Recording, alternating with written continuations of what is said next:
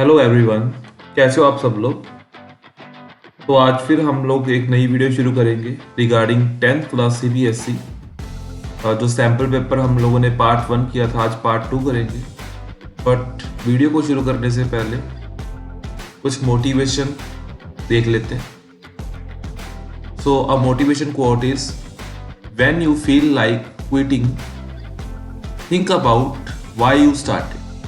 यानी कि जब आपका क्विट करने का दिल हो या आप काम करके टायर्ड हो, तो आप देख रहे हो उस काम में बेनिफिट बिल्कुल नहीं है, तो आप ये सोचो कि आपने स्टार्ट क्यों किया था। तो उस टाइम जब आप सोचोगे कि स्टार्ट क्यों किया था, तो अपने आप ही आपको मोटिवेशन मिल जाएगी कि जब आपने स्टार्ट किया था तब आपके पास तो कोई ट्रैक ही नहीं था। अब आप चलो कुछ तो आगे, मतलब 100% में से 2% या 3% तो आगे आ चुके हो ना, तो फिर आपको अपने आप ही मोटिवेशन मिल जाएगी। क्लियर। सो फिलहाल इस वीडियो में हम लोग क्या करेंगे, इस वीडियो में हम लोग सेक्शन ई यानी कि केस स्टडीज करेंगे। ठीक है, तो शुरू करते हैं without wasting our time. Manpreet Kaur is a national record holder for women in the shot put discipline. Her throw of the 18.86 meter at the Asian Grand Prix in the 2017 is the maximum distance for an Indian female athlete. So, keeping her as a role model, Sanjita is determined to earn gold in Olympics one day. So, initially her throw reached 7.56 meter only. Okay, यानी कि मनप्रीत कौर ने 18.86 metre throw किया था। और जो संजीता है, मनप्रीत कौर से motivate हुई, उसने भी ओलंपिक्स में एक दिन जाना है, गोल्ड मेडल लेना है। तो 7.56 उसने शुरू किया, तो उसका पहला जो थ्रो गया 7.56 का गया। चलो ये नोट कर लेते हैं बात। ठीक है, being an athlete in a school, ठीक है वो स्कूल में एथलीट थी। She regularly practised both in morning and evening, वो मॉर्निंग और इवनिंग में प्रैक्टिस करती थी। Was able to improve the distance 9 centimetre every week. Okay, उसने 9 centimetre every week distance improve किया। 9 सेंटीमीटर यानी कि 0.09 मीटर, बिकॉज ये मेरे को मीटर में गिवन है। तो यानी कि जो नेक्स्ट हुआ 7.64 हुआ। ठीक है, 1 वीक के बाद। और एंड उसके बाद कितना हुआ, उसके बाद 7.73 हुआ। 7.56 से शुरू था ना, देन 7.65 होगा, सॉरी। उसके बाद 7.74 हुआ, देन 7.83 हुआ है ना। 7.56 से अगर 9 सेंटीमीटर इंक्रीज हुआ तो 6574 83 एंड 7.92 होगा। ठीक है, देन 8.01 होगा। तो उसके बाद मेरे को क्या बोल रहे हैं कि during the special camp for 15 days, देखो कि स्पेशल कैंप पे वो 15 डेज के लिए गई। ठीक है, जो ओलंपिक्स थी, बिकॉज उसने गोल्ड मेडल लेना था, उसके रिगार्डिंग वो स्पेशल कैंप में गई। तो क्या हुआ कि शी स्टार्टेड विथ 40 थ्रोज, उसने 40 थ्रोज से स्टार्ट किया। Every kept increasing the number of throws by 12 days to achieve this remarkable progress. उसने प्रोग्रेस तो करनी थी, गोल्ड मेडल लेना था, उसके लिए उसने क्या किया कि एवरी डे उसने 12 थ्रोज को इंक्रीज किया, है ना। यानी कि आज उसने 40 थ्रो से शुरू किया, कल उसने 52 थ्रोज किए। तो ऐसे यानी कि मेरे पास क्लियरली ये मेरे को गिवन डेटा से मेरे को ये पता लग रहा है कि ये एपी सीक्वेंस का सम है। तो उसके बाद मेरे पास यहाँ दो सीक्वेंसेस गिवन है, एक तो मेरे पास ये गिवन है, दूसरी मेरे पास ये गिवन है कि वो अलग से कैंप में गई। तो 40 और 12 का गैप एवरीडे का, है ना। तो यानी कि ये 52 हो गया और ये नेक्स्ट हो गया 64 अप टू सो। ठीक है, तो how many throws Sanjita practised on 11th day of the camp. So camp की बात कर रहे हैं यहाँ, मेरे को ये वाली सीरीज की बात कर रहे हैं। तो दो सीक्वेंसेस को मैंने अलग से देखना है और उसको मैंने यूज करना है। यहाँ मेरे को सेकंड सीक्वेंस की बात कर रहे हैं, बिकॉज उसने बोला है कि उसने कैंप में 11th डे में कितने, how many throws Sanjita practised on 11th day of the camp. ठीक है, तो मेरे को A11 की वैल्यू निकालनी है। तो A11 की वैल्यू मतलब A+10t निकालना है। तो A की वैल्यू यहाँ कितनी गिवन है, 15 है, और D की वैल्यू कितनी गिवन है, 12 गिवन है, बिकॉज एवरी डे उसके 12 थ्रोज इंक्रीज हो रहे हैं। तो 15 + 120 हो गया, तो ये कितना हुआ, 135, यानी कि उसने 11 डे में कितने थ्रो किए, 135 थ्रो किए। सॉरी, ये 40 थ्रोज था, तो उसके अकॉर्डिंग यहाँ कितना आ गया, 160 थ्रो आ गया। 11 डेज में उसने कितने थ्रो किए, 160 थ्रो किए।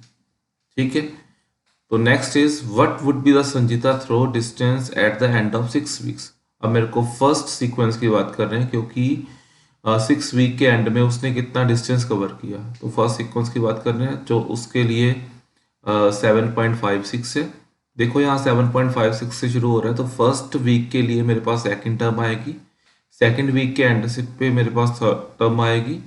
तो सिमिलरली आप देख रहे हो कि फर्स्ट वीक के एंड पे मेरे पास सेकंड टर्म आई और सेकंड वीक के एंड पे मेरे पास थर्ड टर्म आई। तो 6 वीक के एंड पे मेरे पास कौन सी टर्म आएगी, 7 टर्म आएगी। यानी कि मैंने क्या फाइंड करना है, मैंने A7 फाइंड करना है इस सीक्वेंस के लिए, 7.56 के लिए। क्लियर। तो अगर मैं A7 फाइंड करूंगा तो उसके लिए क्या फॉर्मूला होगा, A+60 होगा ना। आई बिलीव कि आपको समझ आ रहा है। अगर कोई भी डाउट रहता है तो आप कमेंट सेक्शन में मैसेज करिए। ठीक है, तो 0.09 से मैं मल्टीप्लाई करूंगा, तो ये कितना आएगा, 7.56, तो 9×4 = 36, तो 0.36 आ गया। अगर मैं इसको ऐड करूंगा 0.54 आया ये। अगर मैं इसको ऐड करूंगा तो ये कितना आएगा, 018.10 आया। ठीक है, तो यानी कि 8.1 मीटर ये आंसर आ गया। तो अगर मैंने और वाला पार्ट भी करना है, when will she be able to achieve a throw 11.16। अभी मेरे को an की वैल्यू 11.16 की बना, मेरे को ये बताना है कि कौन से दिन में उसका 11.16 आया।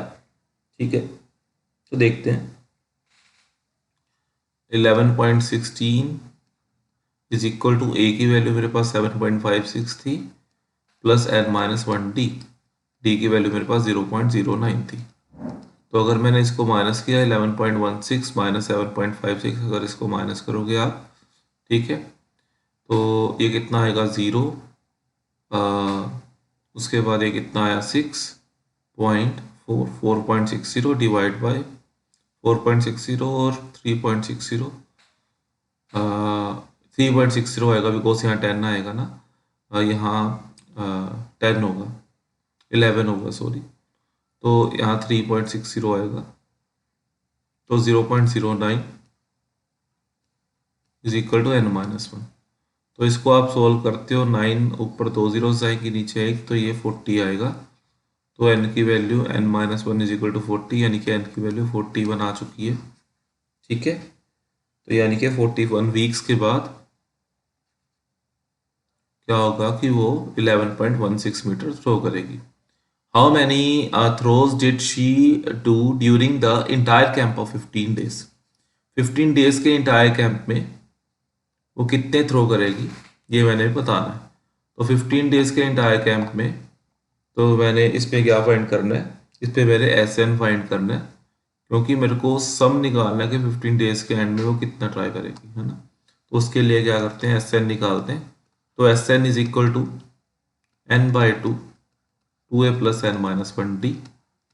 तो उसके लिए मेरे को n गिवन है 15, तो a कितना गिवन था मेरे को, 40 ना।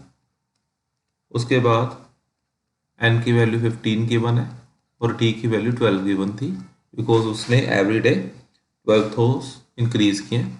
15/2 ये कितना आया, 80 आया, प्लस 15 - 1 14, 14 × 12, तो ये कितना हुआ, 140, 140 प्लस 14 × 10 140 होता है, और 28 ऐड कर लो, तो ये कितना हुआ, 168 हो गया। तो 168, तो अगर मैं इसको ऐड करूंगा 15/2, ये कितना होगा, 248 हुआ। तो अगर आप इसको कट करोगे 124, अगर 124 को आप 15 से मल्टीप्लाई करोगे, देन 5 × 4 = 20, 12 6 4 2 1, तो 0 6 8 1 1860 थ्रोज आए, यानी कि उसने 1860 थ्रोज किए। तो आई बिलीव ये आपको क्वेश्चन समझ आया। तो क्वेश्चन में क्या था कि 2 डिफरेंट एपी सीरीज थी। तो ये क्वेश्चन स्टैंडर्ड में आया हुआ है। सैम्पल पेपर हम लोग कर रहे हैं, पार्ट 2 है सैम्पल पेपर का, कल हम लोगों ने शुरू किया था। तो अगेन सेकंड केस स्टडी। अच्छा, आप इस वीडियो को पॉज करो और ये केस स्टडी पहले खुद ट्राई करो, उसके बाद अगर आपको कुछ कोई भी सोल्यूशन में डाउट हो फिर देखो। तो चलो इसको सॉल्व करते हैं। Rania was thrilled to know that the football tournament is fixed with a monthly time frame from 20th July to 20th August 2023, and for the first time in FIFA Women World Cup history, two nations host in 10 venues. So her father felt that the game can be better understood if the position of the players is represented as points on a coordinate plane. ठीक है, तो जो रन्या है और उसको जागरूकता थी कि वो फीफा वुमेन वर्ल्ड कप की जो हिस्ट्री है ना, उसमें 2 नेशंस होस्ट कर रहे हैं ना, 10 वेन्यूज हैं। तो उसके फादर ने उसको position, her father felt that the game can be better understood, तो उसके फादर ने उसको गेम बतानी चाहिए, उसके रिगार्डिंग वो फादर पोजीशन बता रहे हैं। तो ये मेरे को सारा पोजीशन गिवन है। पोजीशन की बात करें तो कोऑर्डिनेट ज्योमेट्री से क्वेश्चन है आपका, ठीक है। तो जो पैराग्राफ होता है वो तो जस्ट हिंट गिवन होता है, लेकिन आपको एक बार रीड जरूर करना चाहिए पैराग्राफ। तो at an instance the midfielders and forward formed a parallelogram. Okay.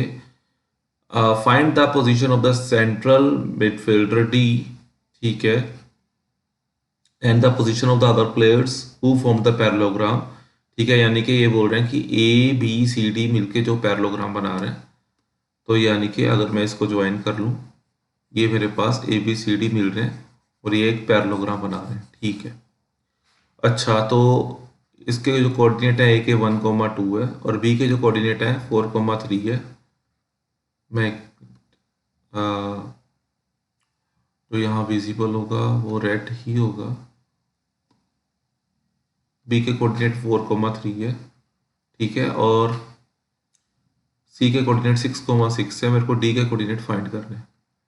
तो मेरे को ये पता है कि जो पैरेललोग्राम में है वो डायगोनल्स बाइसेक्ट करते हैं।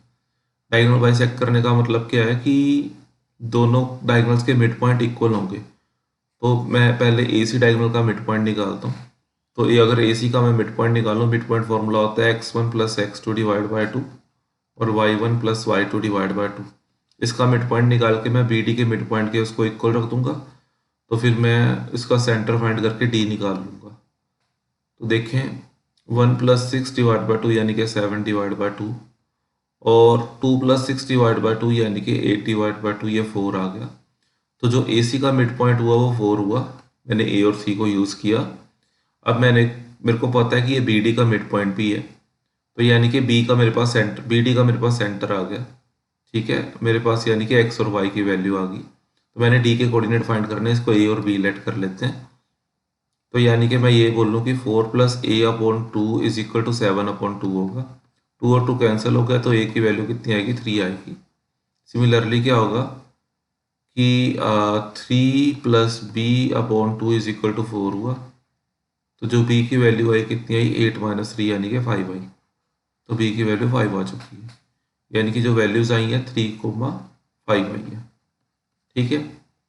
तो ये आपका आंसर है। अब सेकंड क्वेश्चन में क्या है? Check if the goalkeeper G = -3,5 and the sweeper H31 and the wing back 03 falls on the same straight line. अच्छा, मेरे को ये चेक करना है कि जो G, H और K पॉइंट है वो सेम स्ट्रेट लाइन में है कि नहीं। स्ट्रेट लाइन यानी कि कोलिनियर मेरे को कैलकुलेट करना है। इनडायरेक्टली क्वेश्चन पूछे जा रहे हैं, एप्लीकेशन बेस्ड क्वेश्चन है। स्ट्रेट लाइन का मतलब होता है मेरे को कोलिनियरिटी चेक करनी है। तो ये चेक करने के लिए क्या था कि AB + BC = AC आना चाहिए। तो ये आपको डिस्टेंस फॉर्मूला लगाना है।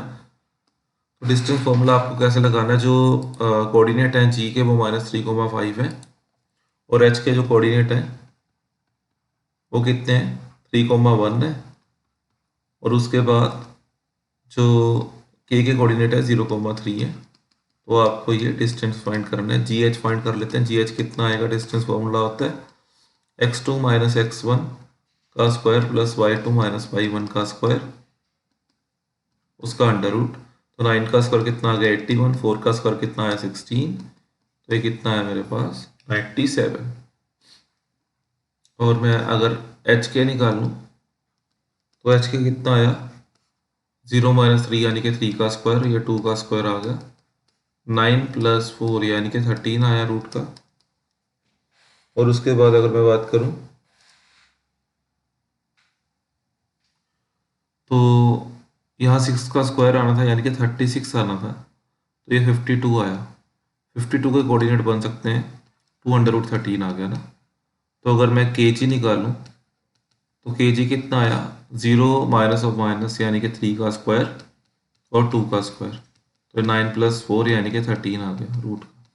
तो क्लियरली अगर मैं एच के और के जी को ऐड करूं तो मेरे पास जी एच बन रहा है, यानी कि √13 + √13, ये 2√13 बन रहा है, और ये भी कितना है 2√13। तो यानी कि ये कोलिनियर है। ठीक है, कोई भी दो साइड्स का सम अगर थर्ड साइड के इक्वल आए, चाहे माइनस भी आ जाए, तो ये कोलिनियर होता है। चाहे माइनस और प्लस इक्वल आए दो साइड्स का थर्ड साइड के, तो वो कोलिनियर होता है। अच्छा, अब सेकंड पार्ट में मेरे को चेक करना है कि फुल बैक जो जे है यानी कि 5 - 3 जो जे कोऑर्डिनेट है, और सेंटर आई कोऑर्डिनेट है 4 - 6, वो कहते हैं इक्वी डिस्टेंट है सी से, वो सी से इक्वी डिस्टेंट है। तो इक्वी डिस्टेंट के लिए यहाँ मेरे को डिस्टेंस ही फाइंड करना है। अच्छा, कई बच्चे इक्वी डिस्टेंट के लिए मिड पॉइंट देखने लग जाते हैं। मिड पॉइंट तब देखना है इक्वी डिस्टेंट के लिए जब वो स्पेशल बोले कि वो एक लाइन पे तीनों पॉइंट लाई कर रहे हैं। अब ये मेरे को ये तो नहीं गिवन है कि एक लाइन पे लाई कर रहे हैं, क्लियरली ये एक लाइन पे तो लाई करेंगे नहीं, तो फिर यहाँ मिड पॉइंट का फॉर्मूला नहीं लगेगा। यहाँ आप डिस्टेंस कैलकुलेट करोगे कि जो आई का डिस्टेंस सी के साथ इक्वल आता है और जे का डिस्टेंस सी के साथ इक्वल आता है कि नहीं आता। ठीक है, तो अगर आप इसको चेक करोगे डिस्टेंस को, जो कि मैंने ऑलरेडी चेक किया हुआ है, तो आपको ये पता लगेगा कि जो सी है वो मिड पॉइंट नहीं है आई जे का। ठीक है, आप खुद चेक करना, जो सी है वो मिड पॉइंट नहीं होगा आई जे का। तो वैसे इन्होंने ये गिवन दिया हुआ है कि if C is the mid point of and check if the full back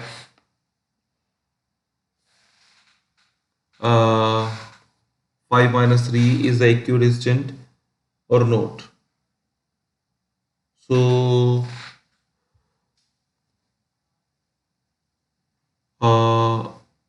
इसको एक बार चेक कर लेते हैं। ठीक है, क्योंकि ये इन्होंने यहाँ कंफ्यूजन दी हुई है।